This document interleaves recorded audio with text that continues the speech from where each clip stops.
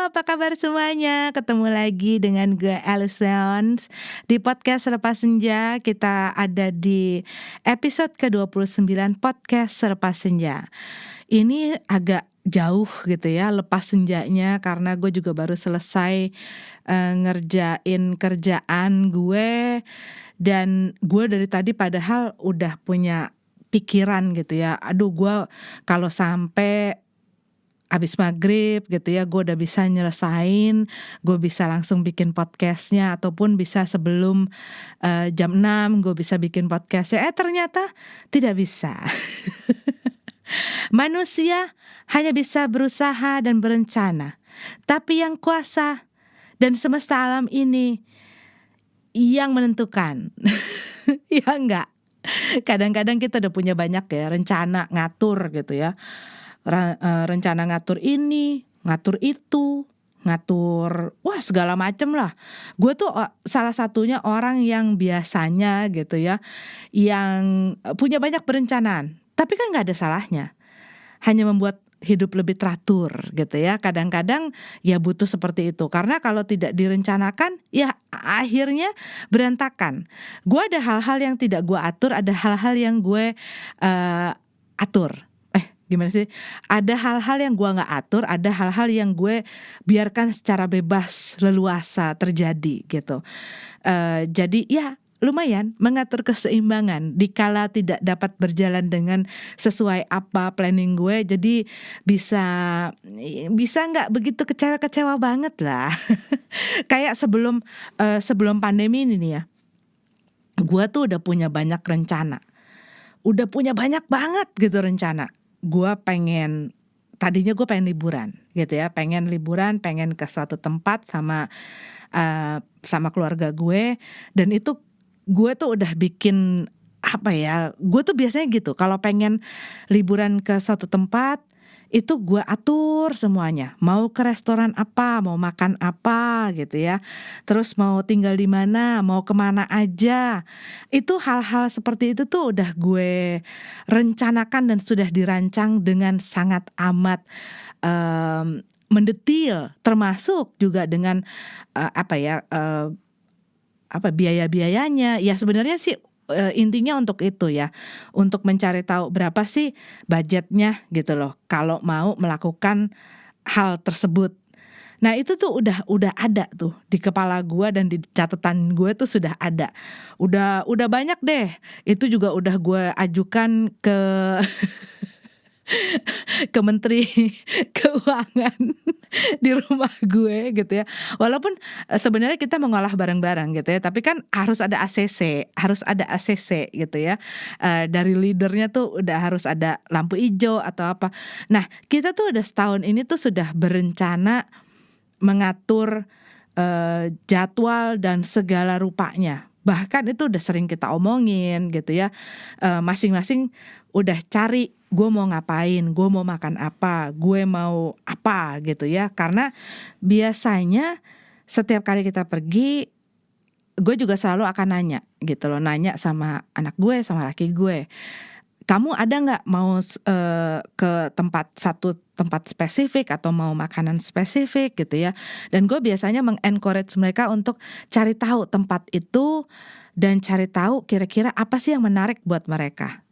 Nah ini tuh biasa kita rembukin agak jauh-jauh hari. Ternyata kena PSBB nggak jadi deh, buyar semuanya. Tapi gue di balik kebuyaran itu ada satu hal yang gue syukuri. Karena apa? Gue tadinya udah hampir gitu ya, mau booking ini, mau booking itu. Ya kan, karena kan biasanya kan booking dari jauh-jauh hari gitu ya kalau mau melakukan satu perjalanan. Nah, setiap kali mau booking itu entah kenapa ada aja kebutuhan yang mendesak dan mendadak gitu kan.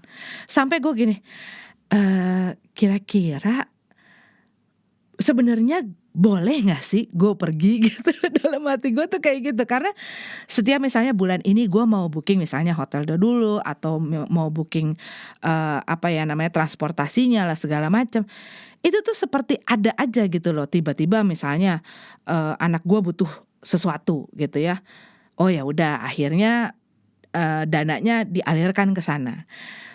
Mau lagi nge-booking ini, tiba-tiba di rumah gua ada yang rusak apa gitu ya, terus akhirnya ya dialokasikan ke sana. Pokoknya ada aja setiap kali kita mau mengadakan pembooking-an tersebut, ada aja gitu loh halangannya. Terus ya, gue biasanya kalau udah kayak gitu, ya udahlah gampang lah nanti aja deh kalau memang sudah apa ya, memang kita memang bisa, ya pasti akan ada jalannya. Gue tuh selalu begitu, thinking positif, positive thinking atau thinking positif gitu. Jadi gue tuh setiap kali ada kayak gitu gue cuma ngakak aja gitu ya, ketawa-ketawa sama laki gue. Ya udahlah nanti minggu depan atau ya udahlah nanti yang berikutnya, ya udahlah nanti bulan depan gitu ya. Maklum, kita kan apa ya, berusaha sendiri gitu ya, bekerja sendiri jadi bosnya sendiri. Jadi ya harus bisa, pintar-pintar melihat keadaan juga gitu loh. Nah, akhirnya selalu tertunda nih, selalu tertunda selalu tertunda selalu tertunda. Akhirnya waktu itu kebetulan memang, wah udah cukup dan udah hampir gitu ya. Ini kayak sebulan sebulan apa 2 bulan gitu loh sebelum kita di PSBB-in gitu ya, sebelum bukan lockdown kan, kita kan hanya dibatasi gitu ya, tapi nggak bisa kemana-mana. Ya itulah pokoknya ngerti ya. Itu sebulan atau 2 bulan, kayaknya nggak nyampe 2 bulan deh. Sebelum itu gue udah hampir udah buka itu, aplikasi gitu kan, udah pengen banget. Terus tiba-tiba, ada sesuatu yang terjadi di rumah gue yang membutuhkan, budget yang cukup besar gitu untuk memperbaikinya dan akhirnya, ya ampun dalam hati gue, ada lagi gitu kan. Terus ya, gue cuma bilang, "Ya udahlah pasti ada rezekinya." Kita selalu begitu, selalu berpikiran positif, pastilah ada rezekinya. Kalau emang kita bisa pergi, kalau memang, emang rezekinya kita untuk jalan-jalan, tahun ini pasti akan ada jalannya gitu kan. Selalu berpikir positif, selalu berpikir positif. Iya loh, kalau enggak yang ada kan uring-uringan. Banyak loh kadang-kadang orang tuh, susah untuk menerima hal-hal seperti itu. Dan nggak gampang juga untuk selalu berpikir positif tuh nggak selalu gampang. Ada kadang-kadang, waktu-waktunya di saat lu tidak mampu untuk berpikiran positif tuh ada. Ya nggak bisa lah setiap kali, setiap waktu gitu ya, wah positif terus, emang gua apaan? Nabi gitu kan. Masih jadi manusia biasa, belum jadi dewa gitu kan. Masih ada kesabaran, masih ada dagingnya, masih ada hawa nafsunya gitu ya. Tapi untungnya waktu itu gue selalu berusaha ya positif aja gitu loh. Ya sudahlah ya sudahlah ya sudahlah, memang kebutuhannya memang kita juga penting gitu kan. Ya sudahlah akhirnya terima terima terima. Terus tiba-tiba deng gitu. Pas lagi kejadian itu, gua sama laki gue tuh ngakak tau nggak, ngakak sengakak-ngakaknya, karena ya pastinya walaupun kita berpikiran positif dan berusaha berpikiran positif, ada dong tanda tanya, kenapa sih, kok kayaknya dipersulit, kenapa sih kayaknya kok mentok terus, kenapa sih selalu dihambat gitu kan. Ada pertanyaan-pertanyaan pasti, seperti itu yang selalu kita berusaha patahkan dengan pikiran positif itu. Terus gue, "Oh ini toh, oh ini toh Tuhan," gitu kan. "Terima kasih ban kamsya, xie nih," gitu ya, "matur suwun." Ya gitu, dan gue beberapa kali ya, pernah loh terjadi seperti ini, makanya gue dikala ada hal yang sepertinya menahan gue untuk melakukan sesuatu, gue tuh berusaha untuk apa ya, berusaha untuk ya itu gitu loh, ya kalau memang nggak dikasih ya memang dihalangi terus berarti ada sesuatu gitu loh. Gue dulu pernah pas lagi apa ya, pokoknya adalah suatu ketika gitu ya, gue harus pergi gitu ya, harus pergi dan ini ada 2 kali. Ada 2 kali, duh gue sampai merinding. Iya ada kejadian di mana gue seharusnya berada di dalam satu perjalanan, yang satu di darat, yang satu di udara. Dan itu ada tiba-tiba pembatalan yang pada saat itu bikin gue tuh rada yang kesel gitu loh.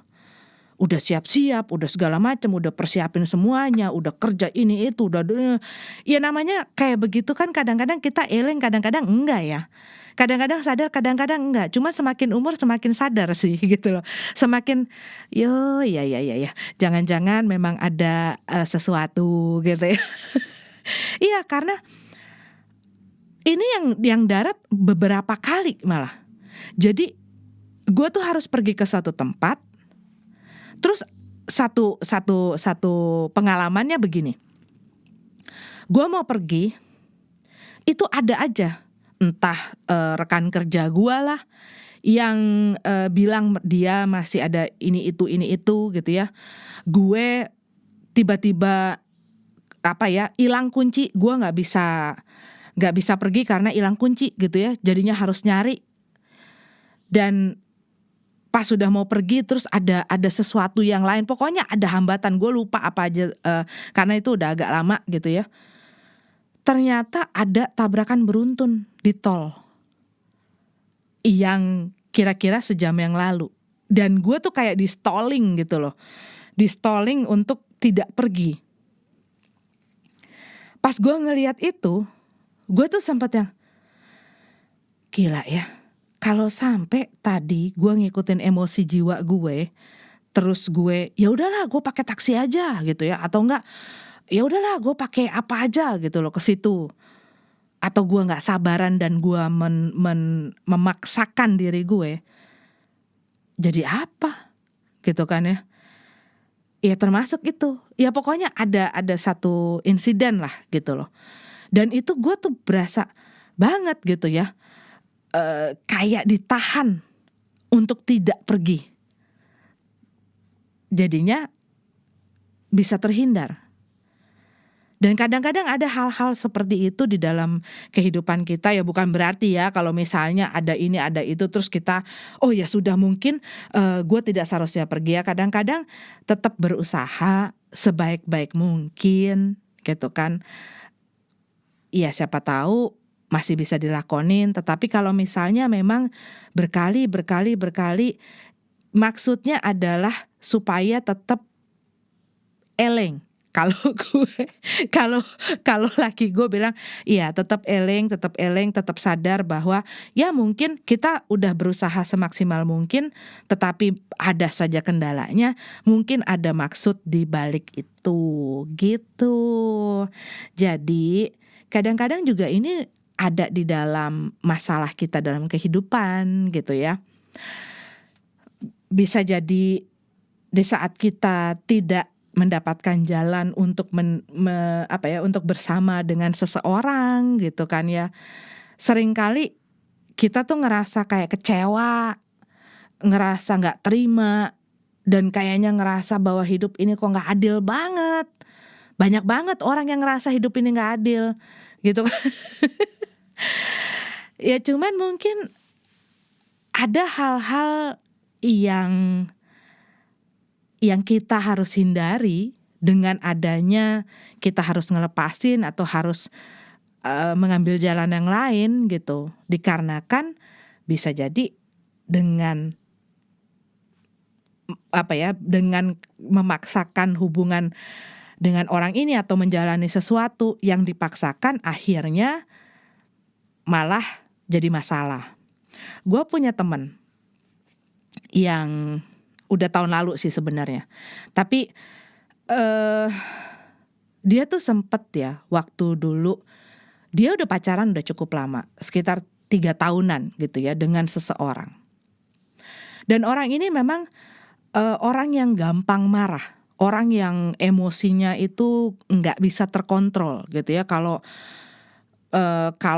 ngomong kasar, kalau lagi marah tuh ngomong kasar, dan banyak hal yang sampai temen gue setelah habis putus sama orang ini, dia tuh punya seperti trauma gitu loh di dalam hatinya dia.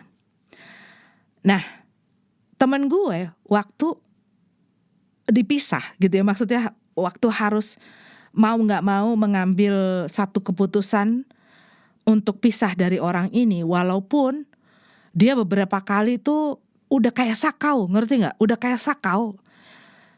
Padahal kalau lu tahu ceritanya, itu udah toksik banget, udah nggak sehat banget gitu loh. Jadi orang yang dia pacarin ini eh orang yang abusive gitu ya, orang yang abusive. Dan temen gue tuh bahkan pernah iya, kalau misalnya ada salah atau apa ya, dia tuh bisa yang main fisik juga. Mungkin waktu sama temen gue ya nggak parah gitu ya, tapi ya buat gue loh, gue tuh bahkan sebelum menentukan gitu ya, gue mau menikah atau menjalin hubungan dengan seseorang, gue make sure dulu bahwa orang ini nggak akan main tangan sama gue. Dan gue ngomong itu dari depan gitu ya, gue sendiri gitu ya, gue ngomong. Tapi mungkin banyak orang yang tidak seperti itu. Tapi mungkin karena ketakutan gue gitu ya, ketakutan gue untuk menerima perlakuan itu. Kalau gue ngomongin saat gue mau pacaran sama orang gitu ya, gue bilang, kalau gue bikin salah atau kita punya masalah, gue minta banget lo jangan pernah main tangan sama gue.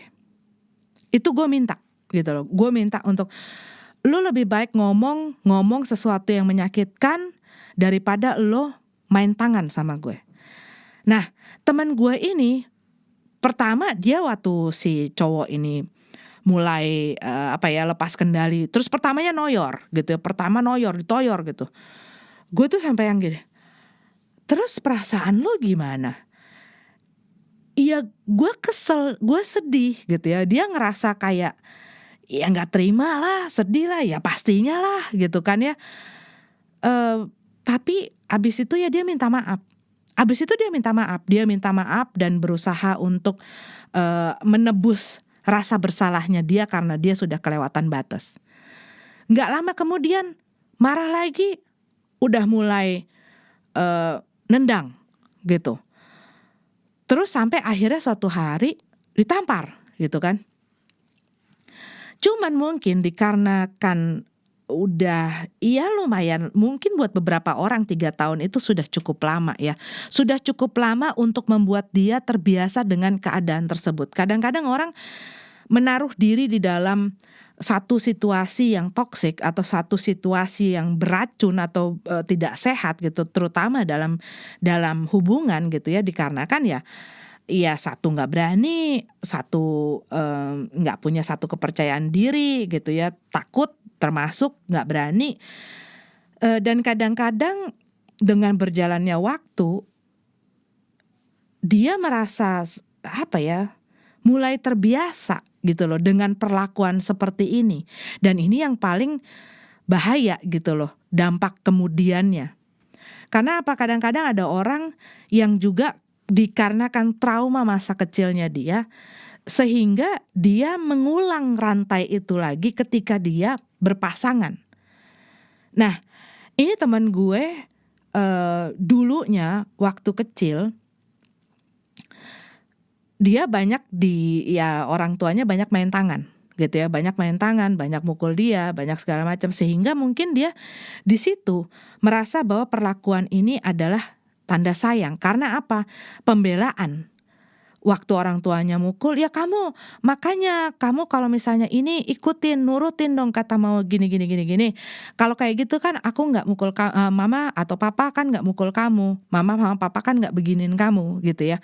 Sehingga terbentuk di dalam pikirannya dia, oh ini adalah satu yang wajar gitu loh, satu yang wajar yang walaupun dia tidak suka, walaupun hatinya sakit gitu ya, dia tetap memaksakan dirinya dia untuk berada di tempat itu karena dia berpikiran bahwa orang ini sayang, orang ini melakukan hal itu berlandaskan karena rasa sayangnya dia gitu loh.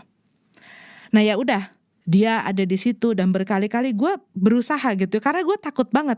Gue takut banget, ya tadinya awalnya noyor, kedua tendang, terus udah mulai nempeleng gitu kan. Terus apa lagi?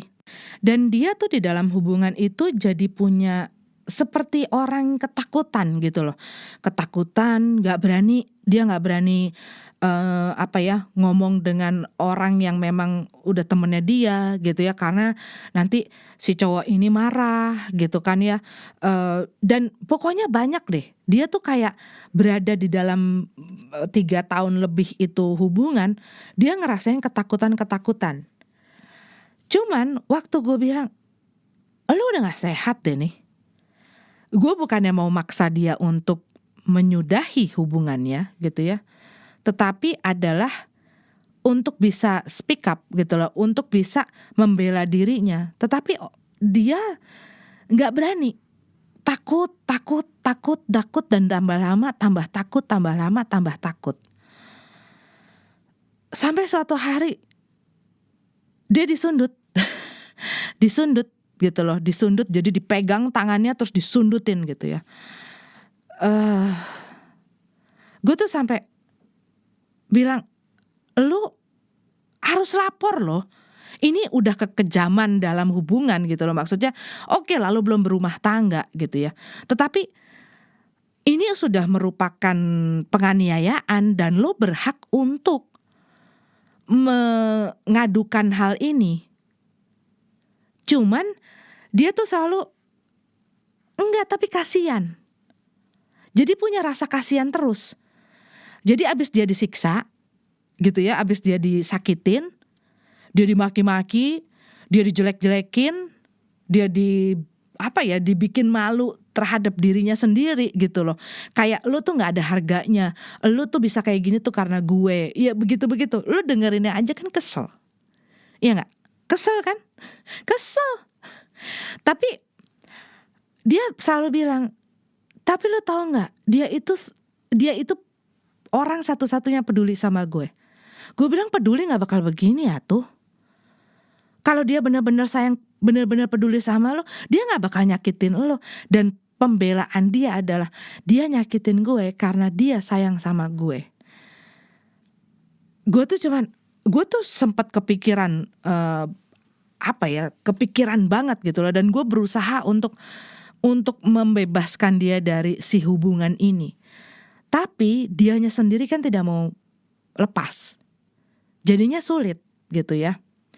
Akhirnya gue mengenalkan dia dengan seseorang yang memang profesionalnya gitu ya.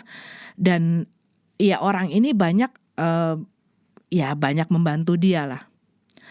Dan akhirnya dia mungkin baru sadar gitu loh, dengan ya kita bertiga kan akhirnya kerjasama gitu ya, gimana caranya untuk bisa membuka mata dia, membuka pikiran dia untuk melihat situasi ini gitu loh. Dan itu nggak gampang banget, butuh waktu yang cukup lama dalam proses tersebut. Sampai pada waktu dia akhirnya memutuskan untuk pergi. Gua kayaknya nggak bisa deh. Dia memutuskan untuk pergi karena dia merasa tidak sanggup kalau dia masih ada di satu lingkungan dengan mantan pacarnya ini. Gue kayaknya nggak bakal mungkin untuk bisa bertahan gitu loh, karena dia tahu kelemahan gue dan gue masih belum kuat gitu loh, belum kuat untuk menghadapi dia dan masih banyak ketakutan gue, ketidakkuatan. Akhirnya dia minta untuk dipindahkan gitu ya, dipindahkan dan dia pergi, dia ganti semuanya, handphone apa segala macam diganti semuanya, dia tutup emailnya, dia bilang sama gue, jadi dia cuman kasih tahu untuk beberapa orang kalau gue bisa dihubungin di sini, tapi kita semua tuh benar-benar yang circle-nya dia yang benar-benar lingkaran dalam gitu loh. Jadi orang-orang yang bisa dia percaya yang nggak akan bocor gitu. Dan akhirnya pas dia pergi, iya dia banyak cerita gitu ya, sulit gitu loh, sulit banget. Dia kadang-kadang ngobrol sama gue sampai nangis-nangis, sampai kadang-kadang histeris gitu ya. Gue kangen banget sama dia. Jadi setiap kali dia kangen dan setiap kali dia ngerasa nggak kuat untuk menahan keinginan dia, udah kayak sakau, tau nggak sih? Udah kayak sakau untuk untuk disakitin gitu ya. Dan di saat dia seperti itu, ya gue sama teman gue gantian gitu ya. Ya udah, lu telepon gue, telepon kita, mau video call juga boleh, mau ngobrol juga boleh. Gue temenin sampai pagi, sampai lu bisa mengatasi semua ini. Jadi dia masih turun naik. Kadang-kadang dia ngerasa oke, gue bisa, gue nggak takut, gue bisa maju ke depan, gue nggak ada masalah, gue nggak kangen sama dia bisa gitu ya. Kalau dia konsen, dia fokus gitu ya, dia bisa. Tapi kadang-kadang ya itu tadi, seperti yang gue bilang, kadang-kadang tidak selamanya dan tidak seterusnya kita bisa terus memaintain kepositifan kita dan kewarasan kita dan fokus kita itu gitu loh. Ada kadang-kadang 1-2 hari di mana kita kendor atau di mana kita kalah dengan segala pikiran-pikiran kita yang mempengaruhi. Dan kadang-kadang pikiran kita sendiri tuh bisa loh mensabotase diri kita sendiri, ya gak sih? Dan membuat kita melakukan sesuatu yang sebenarnya kita gak mau, tapi dikarenakan dipengaruhi, tuh racun tuh. Kadang-kadang di dalam pikiran kita sendiri pun penuh dengan racun. Dan makanya itu, meditasilah untuk mendisiplinkan pikiran-pikiran kalian supaya lebih fokus dan tidak terpengaruh dengan pikiran-pikiran yang negatif. Tereng teng gitu. Nah, balik lagi nih. Dan akhirnya dia belajar untuk bisa fokus, untuk bisa melepaskan untuk bisa melepaskan attachment dia terhadap orang ini. Karena dan itu nggak cepet gitu loh. Itu makan lama sekali. Sampai pada satu saat orang ini akhirnya menikah dengan seseorang yang lain. Dan pas dia dengar itu, dia bilang sama gue, kok rasanya hampa ya. Gue sama dia tuh sampai ketawa-ketawa gitu loh. Iya, gue tuh sempat yang aduh, flip nih orang nih. Aduh, gue cuma takut dia flip karena dia di situ tuh tinggal sendiri gitu ya. Dan gue takut banget orang temen gue ini flip gitu kan. Kok gue hampa ya rasanya. Terus dia kan bengong lama gitu ya. Terus gue tuh ngeliatin dia, are you okay? Semuanya baik-baik saja? Terus dia tuh yang tiba-tiba ketawa gitu. Terus dia bilang gini, gue gak tahu ya, apa jangan-jangan gue diguna-guna apa gimana sih, katanya dia gitu. Karena dia bilang saat gue mendengar bahwa si mantannya ini menikah, itu kayak ada sesuatu yang lepas gitu loh. Ada sesuatu yang lepas yang dia sebenarnya udah rasakan beberapa hari belakangan gitu ya. Ada sesuatu yang lepas dan gue gak tahu apa itu. Cuman gue seakan kayak ada rasa kosong gitu loh. Ada rasa kosong yang tadinya tuh rasanya berat, tapi itu kosong. Waduh. Apa jangan-jangan di sana lilin mati nih. Ya kadang-kadang kan ya. Gue bukannya tidak menyikapi situasi teman gue ini dengan serius, tetapi gue sih selalu berpikiran yang yang nyata-nyata saja, yang real-real saja. Ini adalah mengenai toxic relationship ya. Buat buat teman gue yang sebagian lagi saat kita lagi sedang apa ya, konkol itu ada yang, "Lu jangan-jangan diguna-guna lu. Makanya pas lagi dia udah nikah baru lu lepas dari guna-gunanya dia." Ada yang berpikiran gitu. Tapi who knows gitu loh. Kalau gue sih terbuka dengan segala kemungkinan-kemungkinan.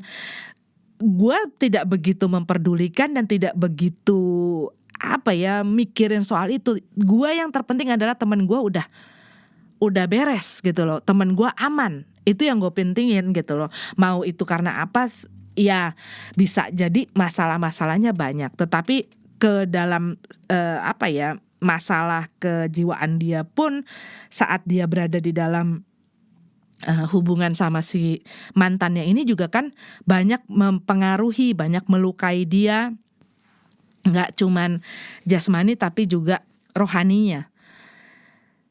Pokoknya sih waktu itu fokus gue, tujuan gue cuman supaya teman gue selamat, teman gue baik-baik saja, teman gue aman-aman saja, dan dia bisa cepat pulih dari segala sesuatu, dari segala luka batin yang ada disebabkan oleh orang tersebut. Udah gitu kan. Terus dia tuh waktu itu memang ngerasa seperti ada yang hilang. Dan dia sempat yang curhat lah gitu. Curhat yang gila ya. Gue tuh kadang-kadang ngerasa kenapa sih gue selalu aja diketemuin dengan orang-orang yang seperti ini.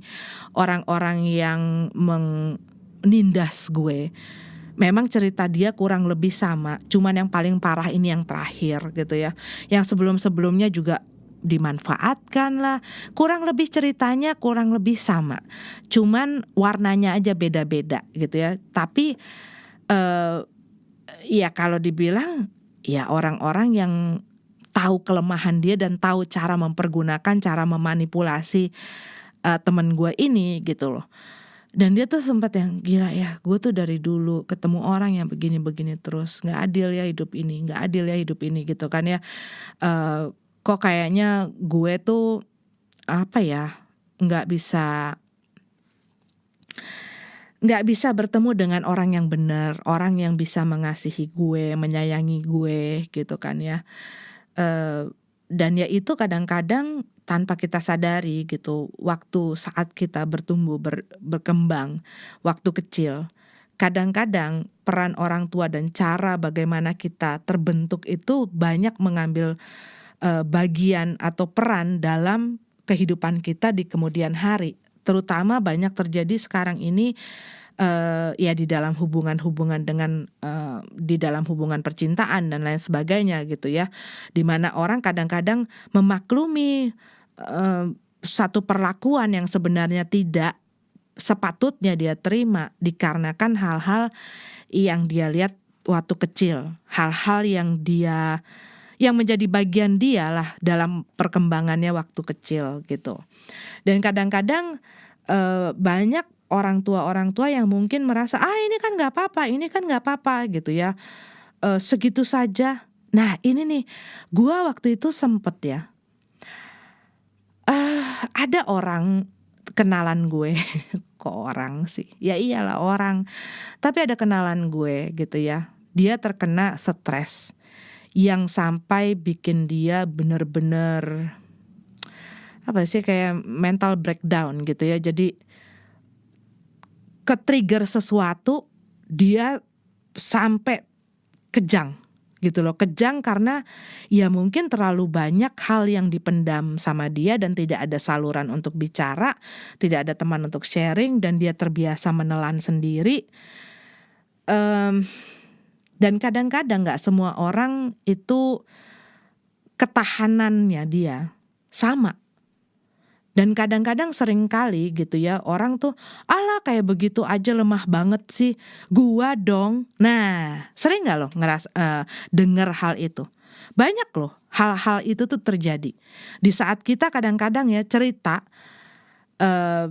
kepada seseorang, ataupun kita cerita tentang masalah kita, terus ada yang nyaut, "Ah udahlah, udah, pokoknya kamu harus kuat dan kamu harus." Nah, gua aja, nah itu mulai tuh dia membandingkan dan menganggap bahwa masalah dia dan pengalaman hidup dia lebih berat daripada orang ini.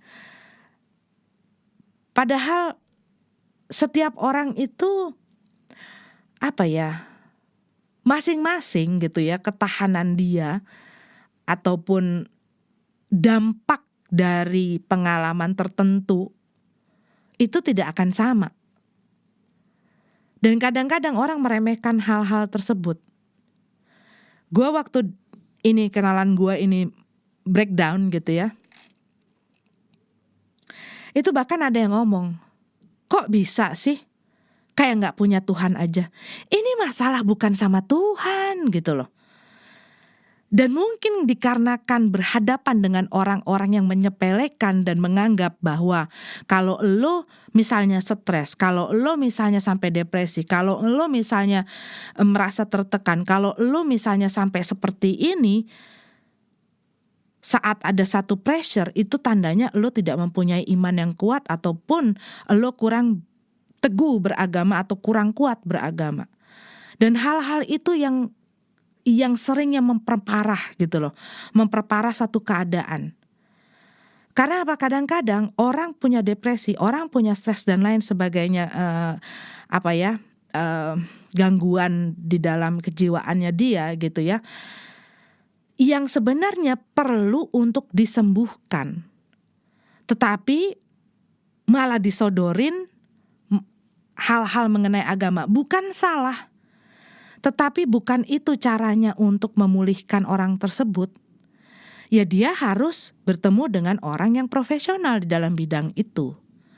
Karena apa? Dia ada sesuatu yang harus diberesin, ada sesuatu yang konslet gitu ya, ada sesuatu yang bikin dia error, dan itu harus diselesaikan, disembuhin dengan ya konseling dan lain sebagainya.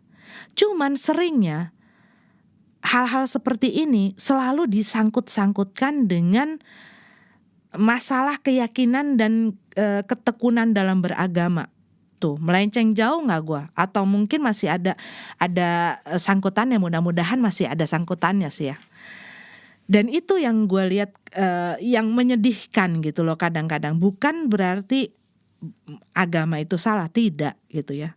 Dan kadang-kadang di saat seorang misalnya mengalami satu kedukaan, baik dia misalnya melewati satu perpisahan dengan orang atau kehilangan seseorang, ya kan dia membutuhkan tempat untuk curhat, tempat untuk dia ngeluarin kesedihan, kedukaan dia, kekecewaan dia, unek-unek dia yang di dalam hatinya itu dia berusaha tampung tapi dia udah overload dan dia membutuhkan tempat penyaluran untuk bisa meringankan beban dia yang disimpan di dada. Tetapi seringkali kalau kalian perhatikan, banyak kali di saat orang misalnya cerita ini, cerita itu, cerita ini, makanya kamu berdoa yang kuat dong, dekatkan diri dengan yang kuasa.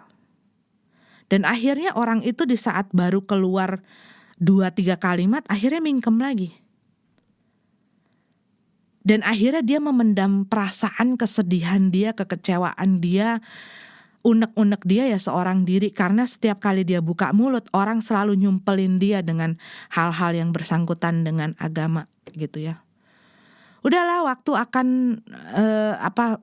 akan menyembuhkan kamu. Tidak ada ukuran, apalagi kehilangan seseorang yang berarti dalam kehidupan orang itu, time frame-nya. Dan kadang-kadang dia diburu-buru untuk bisa secara cepat gitu ya, mengatasi hal ini secara cepat untuk berhenti berkabung. Kalau gue bilang gak adil. Dan kadang-kadang, udahlah waktu itu juga gue kehilangan ini. Nah itu lagi gitu ya. Dan itu akan membuat, iya ya gue lemah ya. Dan akhirnya dia nggak berani untuk mengeluarkan perasaan itu, membagi perasaan itu, karena dia di satu sisi merasa takut bahwa orang akan menjudge dia dengan dia lemah, menjudge dia dengan dia tidak pernah sembahyang, menjudge dia dengan dia tidak menjalin satu hubungan yang erat dengan yang kuasa gitu loh. Dan banyak sekali hal-hal seperti itu yang bikin akhirnya orang berusaha melumat masalah yang penuh duri itu seorang diri. Dan akhirnya ya di saat bongkarnya juga setengah mati gitu ya. Karena apa? Dia terbiasa untuk mau keluar, telan lagi. Nah ya itu, kembali lagi ke kenalan gue itu ya, dia waktu breakdown gitu ya, sampai gak bisa ngomong, sampai kaku. Dan iya, ada beberapa ucapan yang tadi gue denger, yang tadi gue omongin itu yang gue denger.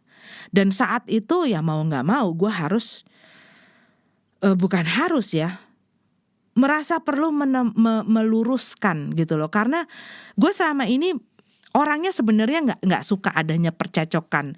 Gue nggak begitu suka adanya pertikaian. Gue tuh orangnya selalu berusaha, ya udahlah gue cinta damai, peace yo gitu kan.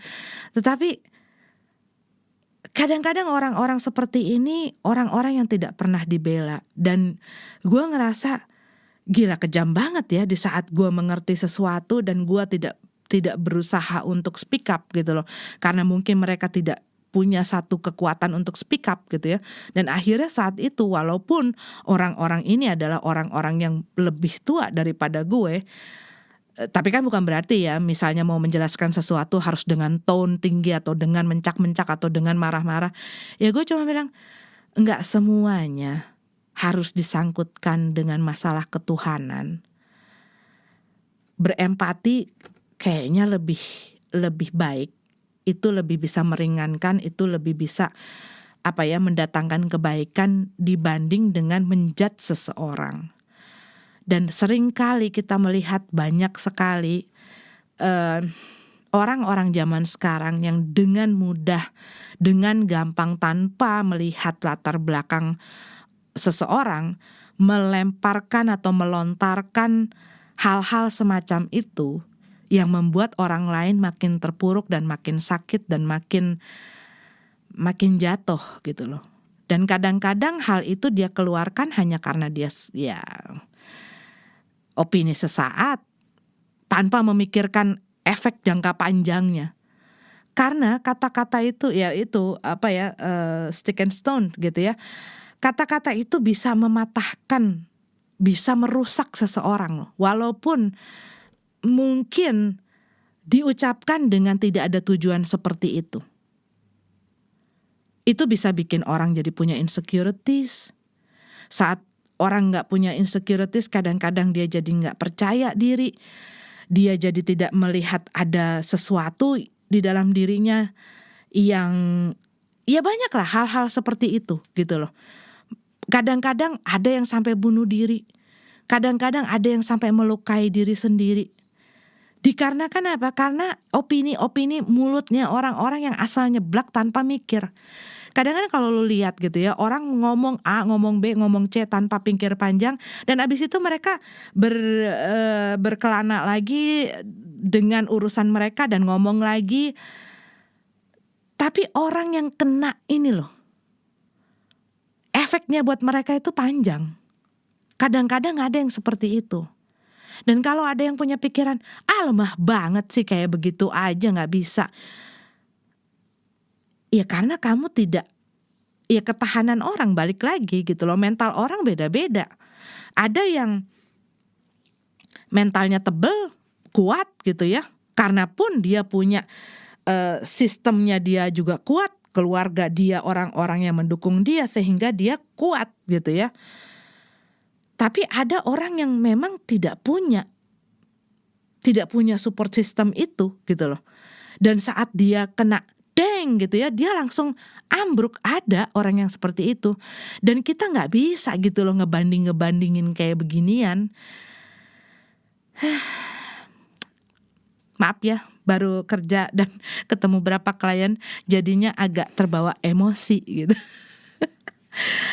Dan kadang-kadang gue ada satu kenalan gue yang sering melakukan hal ini, yang sering cari gara-gara gitu ya, ataupun sering memancing seseorang untuk ribut gitu ya, memancing sebuah drama yang menyebabkan salah satu orang ini seperti dibully, tapi bukan dibully yang kayak anak-anak gitu ya, dibully kayak dipojokin gitu ya, diakibatkan ada satu orang ini. Makanya gue sekarang udah agak-agak antipati gitu dengan orang itu. Tapi orang ini memang sering begitu dan senang. Dan suatu hari gue nanya, lu kenapa sih? Kayaknya kok doyan banget sih kalau ada drama gitu. Kalau misalnya gak ada drama, kenapa? Sepi hidup lu. Dan dia tuh menjawab dengan gampang dan entengnya, ya abis lagi gak ada kerjaan, seneng aja. Padahal ini orang yang jadi sasaran gitu ya, itu dia udah sampai nangis-nangis, udah sampai stres gitu ya, nggak enak. Ya namanya juga ditekan dari segala penjuru gitu ya. Kadang-kadang soalnya di saat satu mulai begitu, yang satunya lagi ikutan gitu kan ya. Dan akhirnya jadi memojokkan, dan gue tuh kasihan gitu loh ngelihat si orang ini yang jadi bulan-bulanan ini, kasihan gitu. Dan akhirnya gue konfront si yang suka cari gara-gara ini, karena gue tahu ini kalau tidak dipancing sama ujungnya yang satu ini yang tadi bilang cuman suka aja, abis lagi nggak ada kerjaan, si ujung ini itu nggak akan terjadi. Dan akhirnya gue ngomong sama dia, lu kenapa sih? Ada apa sih? Nah abis selesai itu gue akhirnya ngomong sama si gue gak menyebutkan, dan maaf ya kalau lu agak bingung, karena gue tidak mau mengakibatkan adanya drama yang lain dan adanya orang-orang yang merasa tersinggung. Karena orang kalau gak kita sebenarnya ngomong juga kadang-kadang cepat merasa dan cepat tersinggung gitu kan. Tapi saat mereka menyinggung orang lain, mereka merasa tidak masalah. Nah ini adalah hal-hal seperti ini, dan gue rasa hal-hal seperti ini tuh banyak relate gitu ya, banyak relate dengan orang-orang.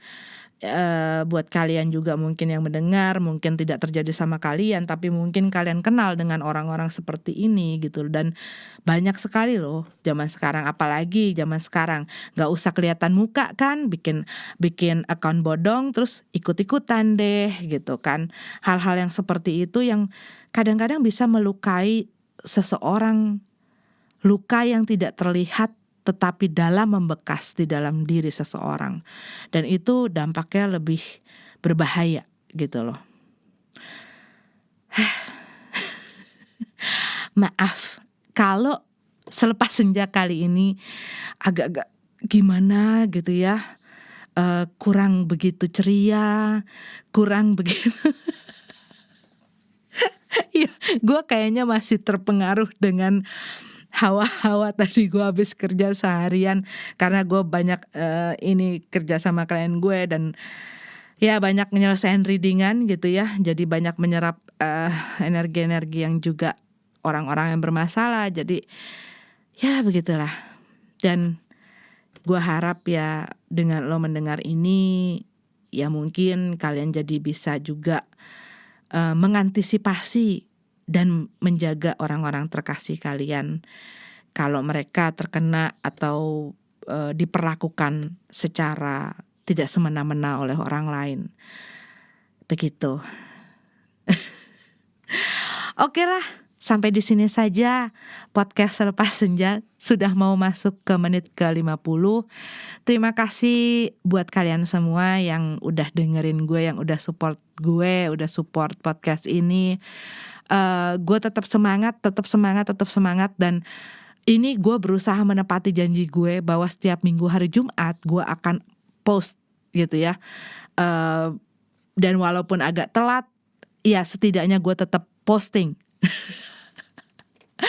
Oke, selamat berakhir pekan buat kalian semua. Semoga akhir pekannya menyenangkan dan tetap produktif walaupun kita sedang dalam keadaan seperti ini. Tetap berpikiran positif, tetap saling menguatkan, saling membangun, saling mensupport satu sama lain. Dan aku doakan semoga kalian semua baik-baik saja, sehat-sehat semuanya. Salam buat orang-orang terkasih kalian semua dan sampai ketemu minggu depan. Alice Leon, ciao, see you.